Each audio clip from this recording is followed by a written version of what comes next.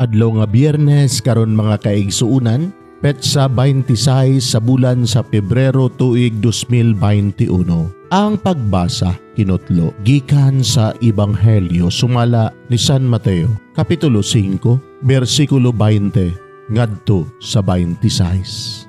Si Jesus miingon ngadto sa iyang mga tinun-an, "Busa sultihan ko kamo nga dili kamo makasulod sa gingharian sa langit kun ang inyong pagtuman sa kabubuton sa Dios sama lamang sa gihimo sa mga magtutudlo sa balaod o sa mga pariseo. Nasayod kamo nga ang mga tao giingnan kaniadto ayaw pagpatay. Ang magpatay manubag niini sa hukmanan.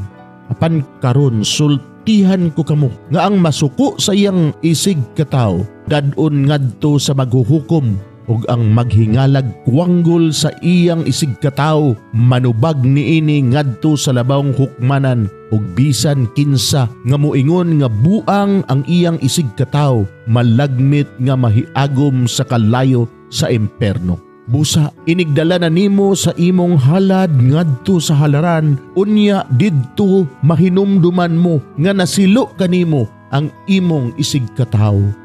Biyai ang imong halad at tubangan sa halaran ug adto adayon ang imong isig katawo ug pakig-uli una kaniya. Unya balik sa halaran ug padayuna ang imong paghalad sa Dios.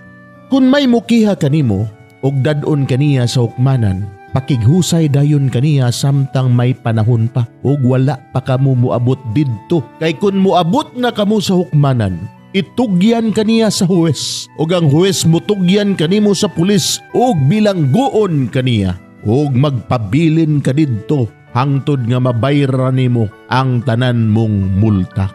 Mga igsuon ang Ebanghelyo sa Ginoo. Daygon ikaw o Kristo.